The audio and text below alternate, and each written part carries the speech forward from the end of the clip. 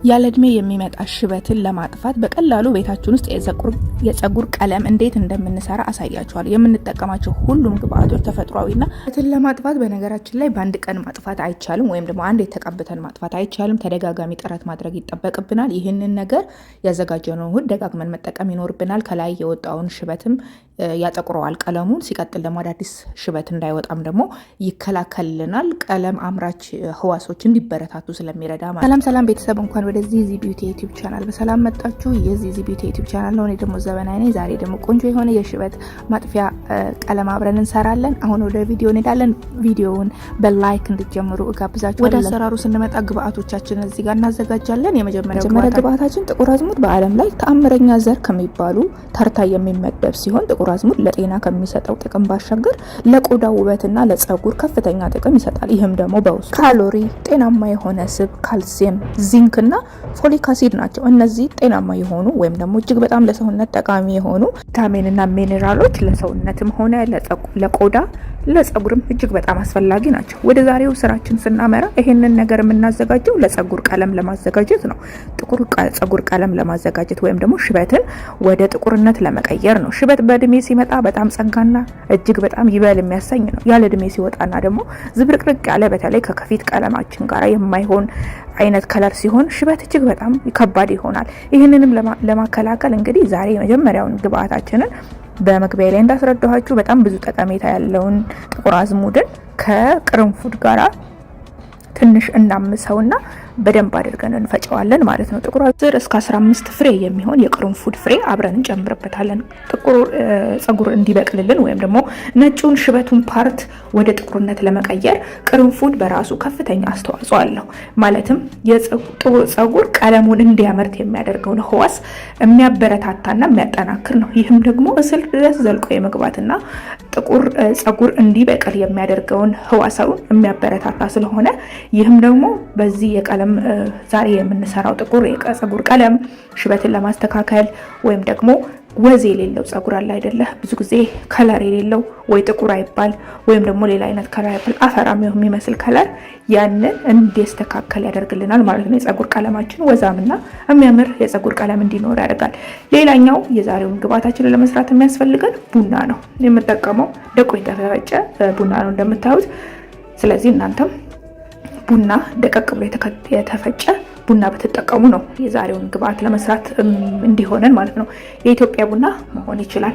ሌላኛው አንቲ ኦክሲደንት በውስጡ ያለና በጣም ለቀለምነት መስራት ተመራጭ የሚያደርገውን እርድ እንጠቀማለን። እርድ በውስጡ ከፍተኛ የሆኑ ማዕድንና ሚኔራሎች አሉት። ይህም ደግሞ ፀጉር እንዲጠቁር ወይም ደግሞ ፀጉርን ቀለሙ የተጠበቀ እንዲሆን ያደርጋል።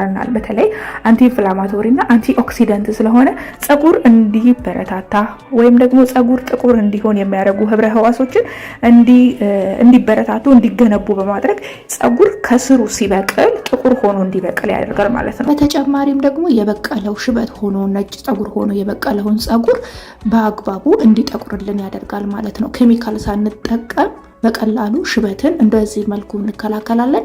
እንግዲህ እዚህ ጋር ግብአታችንን አንድ ላይ ለማድረግ ቀጥታ እሳት ላይ አንጥደውም። የተጠቀምኩት ዛሬ ኦሊቭ ኦይል ወይም ደግሞ የወይራ ዘይት ነው። እናንተ የኮኮናት ዘይት ወይም ደግሞ የኑግ ዘይት ካላችሁ እጅግ በጣም አስፈላጊ ነው። በጣም ጠቃሚም ይሆናል የኑግ ዘይት ቢኖራችሁ ማለት ነው። ሌላው 2 ማንኪያ እንጠቀማለሁኝ ሂና 2 ማንኪያ ያዘጋጀነው ውህድ ውስጥ እንጨምራለን ማለት ነው። እርድ ጨምረናል፣ ጥቁር አዝሙድና ቅርንፉድ ጨምረናል፣ ቡና ጨምረናል። ከዛም በኋላ ደግሞ አሁን የጨመርነው 2 ማንኪያ በጣም ደቆ የተፈጨ ራሱ ተዘጋጅቶ የሚመጣ ሂና ነው። ሂናውን 2 ማንኪያ ቡናውን በጨመርንበት ወይም ደግሞ እርዱን በጨመርንበት ተመሳሳይ ማንኪያ ማለት ነው 2 ማንኪያ እንጨምርበታለን እንትኑን ማለት ነው ሂናው እንግዲህ ጥቁር ሂና ነው የጨመርኩት እኔ። ጥቁር ሂና ኬሚካል ያልገባበት ጥቁር ሂና ብላችሁ መግዛት ትችላላችሁ። በተጨማሪም ቡናው 2 ማንኪያ ነው የጨመርኩት፣ ልክ እንደ ሂናው ማለት ነው። እንደሱ ጭምር እናደርግና ሁሉንም ቀስ ባለ እሳት እናንተከትከዋለን ማለት ነው። ይሄን ጥቁሩን ቀለም ለመስራት ትንሽ ጊዜ ያስፈልገዋል። እሳት ላይ ቀጥታ አንጥደውም። ዘይቱ ሳይጠበስ እንደዚህ ቀስ እያለ ራሱ በራሱ ጊዜ ወስዶ ይላል ከስር እንዳልኳችሁ ጨርቅ ነገር አድርጋችሁ ከዛን ውሃ ብረት ድስቱ ላይ ታደርጉና ትጥሉታላችሁ። በዚህ መልኩ እንግዲህ ከ10 ደቂቃ ከ15 ደቂቃ በኋላ እንደዚህ አይነት በጣም ቆንጆ ውብ የሆነ ቅባት ታገኛላችሁ ማለት ነው። ሁሉም የጨመርናቸው ግብአቶች በአንድ ላይ ተዋህደው ጥቁር የሆነ ቀለም አዘጋጅተውልናል ወይም ሰጥተውናል ማለት ነው። እዚህ ጋር በቤታችሁ በሚገኝ ማጥለያ ጥቅጥቅ ያለ ማጥለያ ቢሆን ጥሩ ነው። ምክንያቱም የተፈጨ ነገር ስለሆነ የተጠቀምነው በደንብ እንዲያወጣልን በደንብ አጥሎ እንዲያወጣልን የምንጠቀመው ማጥለያ ጨርቅ እንጠቀማለን ማለት ነው። እንደዚህ ጨርቃችሁን ግን እንዳያጠቁርባችሁ ጠቆር ያለ ጨርቅ ብትጠቀሙ ጥሩ ነው። የሚገርማችሁ በነጭ ጨርቅ ተጠቅሜው ይሄንን ለማጥለል እዚህ ቪዲዮ ላይ በእርግጥ አላስገባሁላችሁም። በጣም ነው የሚይዘውና ጨርቁን ኦሬዲ ጣልኩት ማለት ነው። በጣም አለው አጠቆረው። ሊታጠብ ራሱ አልወጣም። ያ ማለት ፀጉሩ ላይ ምን ያህል ሊይዝ እንደሚችል መገመት አያዳግትምና እዚህ ከታች ጠብጠብ ያለውን ራሱ ለማስለቀቅ በጣም ከባድ ነበር። እዚህ ጋር የፈሰሰው ማለት ነው።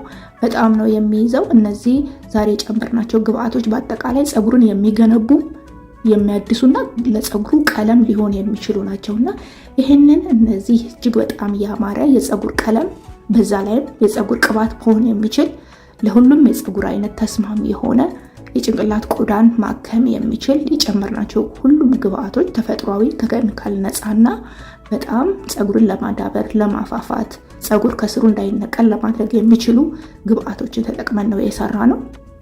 ሽበትን ከመከላከሉ ባሻገር በጣም ከፍተኛ የሆነ የፀጉር እድገትን የፀጉር መፋፋትን ከስሩ እንዳይነቀል ማድረግ የፀጉር ሁሉንም የተሟላ ጤንነት እንዲኖረው የሚረዳ የዘይት አይነት ነው ያዘጋጀነው ወይም ደግሞ የፀጉር ቀለም ነው ያዘጋጀነው። እንግዲህ ፀጉሬን አበጥሬ ተዘጋጅቼ ለመቀባት ሬዲ ሆኛለሁ። ይሄንን የፀጉር ቀለም ወይም ደግሞ ሽበትን ለማጥፋት የሚረዳ የዘይት አይነት ነው ወይም ደግሞ የፀጉር ቀለም ነው ያዘጋጀነው። እመኑኝ 100% የሚሰራ የፀጉር ቀለም ነው። ይሄንን ስናደርግ በተበጠረ ፀጉር ላይ በተለይ ፀጉራችሁ ከስሩ ከሆነ ሽበቱ ያለበት ቦታ ላይ በደንብ እየከፋፈላችሁ ትቀቡታላችሁ።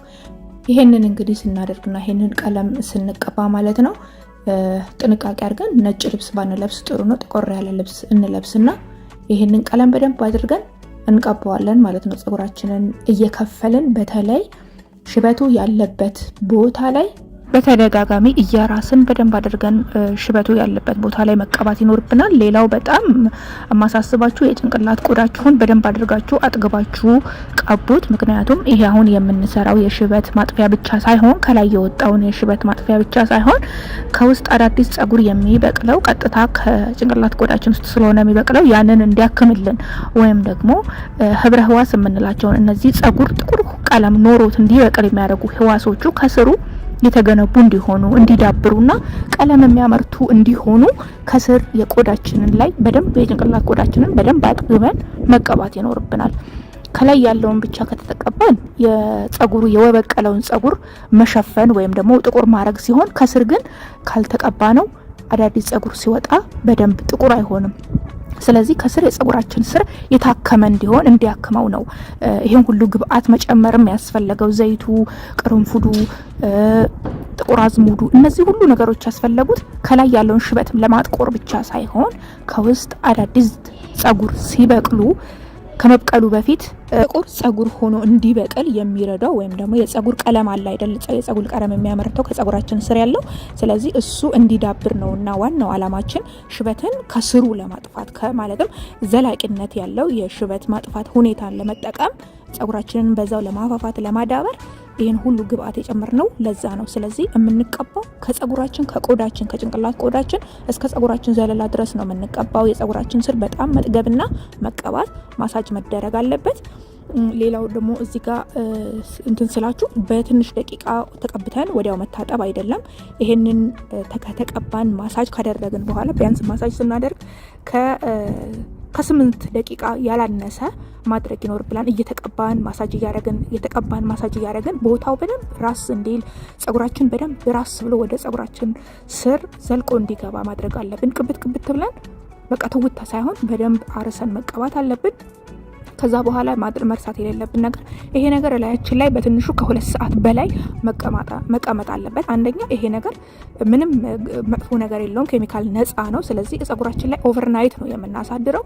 እኔ ሙሉ ለሙሉ ጭንቅላት ከስር ጸጉሬን ሁሉ በደንብ አጥግቤ የጭንቅላት ቆዳዬን አጥግቤ ከተቀባኝ በኋላ ጸጉሬን ከፈል አደርገውና ማለት ነው ቁጥርጥር ሰራዋለሁኝ። እንደዚህ በምታየው መልኩ ቁጥርጥር ሰራውና አሳድሮ ኦቨርናይት ነው የማሳድረው። ከዛ በኋላ በማግስቱ ነው የምታጠበው ማለት ነው።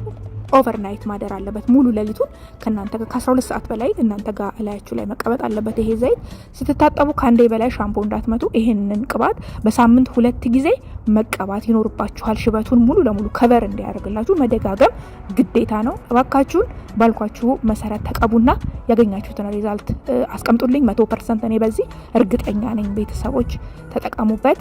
ጸጉራችሁ ያድጋል፣ ይፋፋል። ሌሎቻችሁም ሽበት እንደኔ የሌለባችሁም በደንብ ተጠቀሙበት። እጅግ በጣም እወዳችኋለሁ። አመሰግናለሁ። ይህንን ቪዲዮ ላይክ፣ አዳዲሶች ደግሞ ሰብስክራይብ በማድረግ ቤተሰብ ይሁኑ። እንድሰራላችሁ በተጨማሪ የምትፈልጉቸው ቪዲዮዎች ወይም ደግሞ ጥያቄዎች፣ አስተያየቶች ካሏችሁ ኮሜንት ሴክሽኑ ላይ አስቀምጡልኝ። እጅግ በጣም አመሰግናለሁ።